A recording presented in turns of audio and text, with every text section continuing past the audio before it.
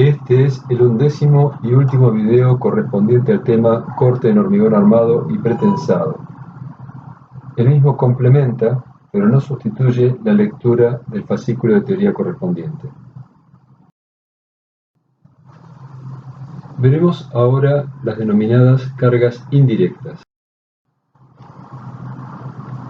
A la izquierda arriba se observa una viga sometida a la acción de una carga concentrada. Esa viga a su vez apoya en otras dos vigas. El apoyo de la viga cargada en las otras vigas suele recibir el nombre de carga indirecta o apeo. Como veremos enseguida, este tipo de cargas indirectas puede producir algún tipo de rotura local. Es incorrecto pensar que la rotura local puede tener el aspecto mostrado en la figura superior derecha. Es decir, es incorrecto suponer que las fisuras se van a producir a 45 grados desde la parte superior de la carga indirecta. Y por supuesto es incorrecto suponer que esa carga indirecta puede ser suspendida o resistida a través de un sistema de estribos que corten estas fisuras que se originan en la parte superior o de barras dobladas que corten estas fisuras supuestas originadas en la zona superior. Los ensayos muestran que las superficies de rotura se originan en niveles bastante más bajos, tal como puede verse a la izquierda en una viga que apea sobre otra, cuando la viga que resiste, es decir, la viga principal, tiene libertad de girar sin generar momentos torsores. En la realidad, los giros de la viga principal suelen estar restringidos, por lo que aparecen momentos torsores de compatibilidad. Esos momentos torsores distorsionan un poco la forma de la superficie de rotura.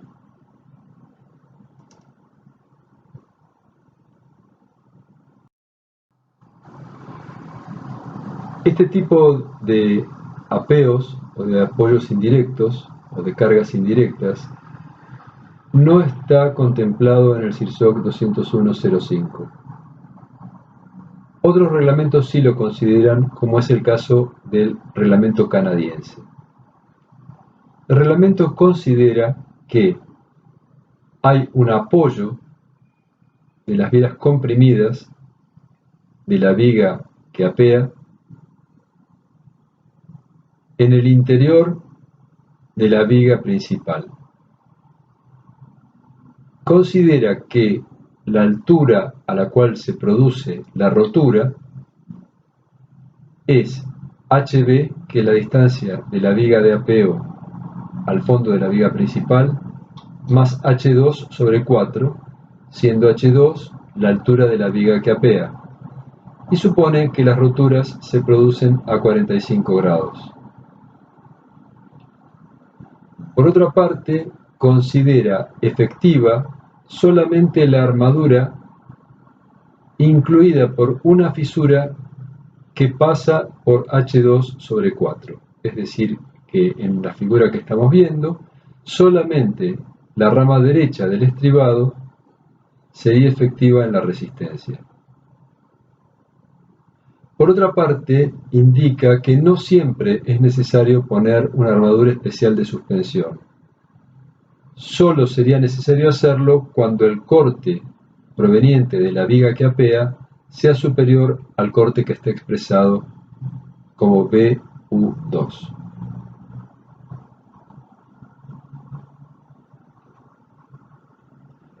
por otra parte, tampoco considera que todo el corte proveniente de la viga que apea debe ser resistido con armaduras. Indica que la proporción de corte a ser resistida es el corte proveniente de la viga multiplicado por 1 menos HB sobre H1, siendo HB la distancia del fondo de la viga que apea al fondo de la viga principal y H1 la altura de la viga principal.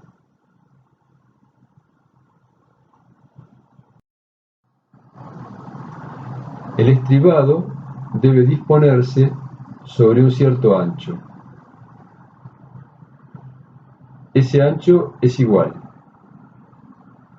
a el ancho de la viga que apea más la altura de la viga que apea dividido 2 más 2 veces la distancia entre el fondo de las vigas.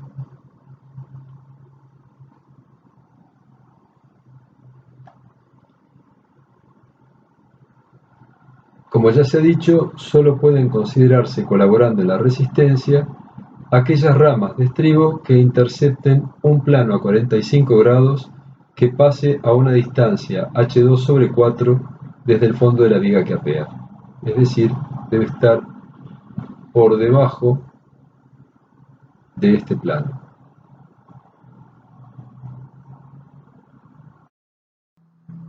Otro caso que puede presentarse en la práctica es el de cargas aplicadas en la cara inferior o cercanas a la cara. Estamos viendo aquí el dintel de la pila de un puente. Como puede apreciarse, las vigas no están aplicando su reacción sobre la parte superior de la viga. Están actuando, si se quiere, a medio nivel respecto a la altura de la viga. Para evitar una rotura local en este nivel, por ejemplo,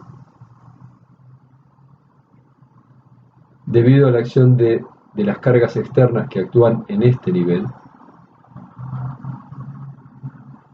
habrá que disponer, además de la armadura de estribos, de alguna armadura de suspensión. Estamos viendo aquí un ejemplo de un dintel de puente que tiene varias particularidades. Por una parte tiene altura variable,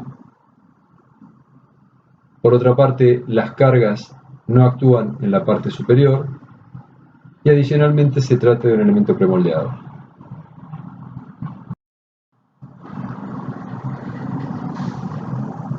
Una forma un poco elemental pero usual de razonar es pensar en que las cargas inferiores deben ser colgadas o suspendidas de la parte superior de la viga mediante estribos. Entonces, esos estribos pueden ser calculados dividiendo directamente la reacción por la tensión de fluencia de las armaduras. No necesariamente hay que sumar estas armaduras con las armaduras de corte, debido a que se corresponden a esquemas de fisuración diferentes. Entonces puede pensarse en hacer un cálculo separado y adoptar en cada sección la mayor de las armaduras.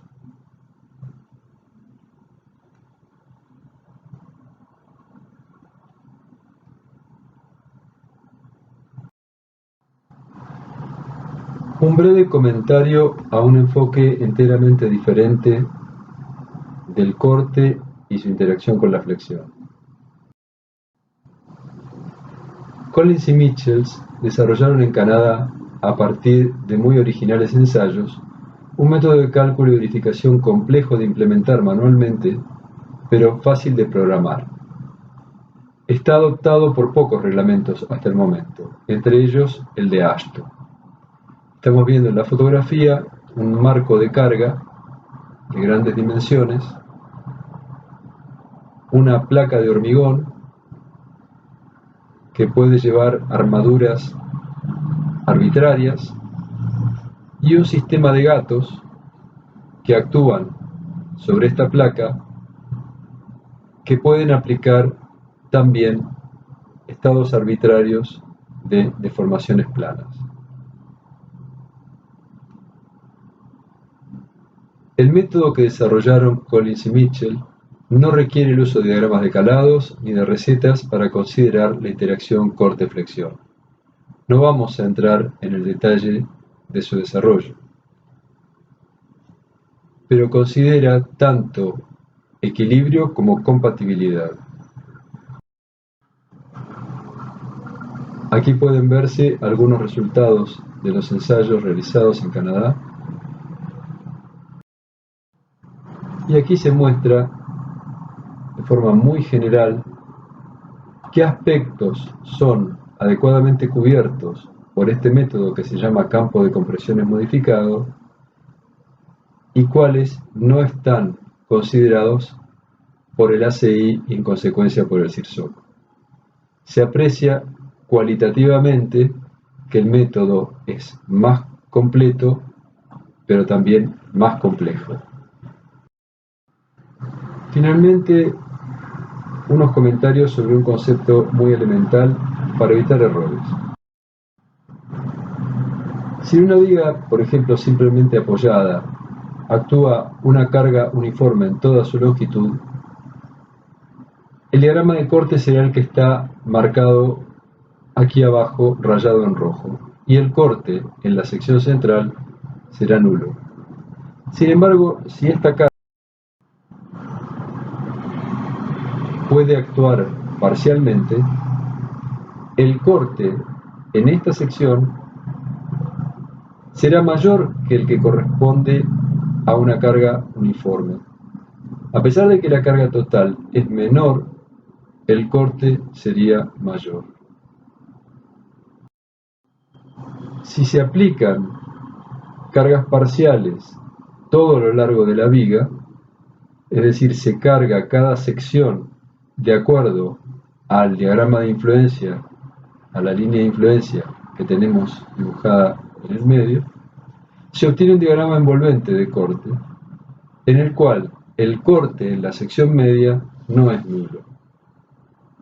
Todo este comentario vale porque, por ejemplo, para el cálculo de puentes, la carga uniforme total en un tramo no es la que produce el corte máximo en cada una de las secciones del puente. Es simplemente un comentario de tipo general para evitar errores en los cálculos. Recapitulando, se analizó el caso de apeos de vigas en vigas. Se presentó el caso de cargas inferiores. Se comentó superficialmente un enfoque diferente del problema a través del campo de compresiones modificado. Finalmente, se comentó un concepto de estática que suele pasarse por alto muchas veces en los cálculos estructurales, pero que no es exclusivo de las estructuras de hormigón armado.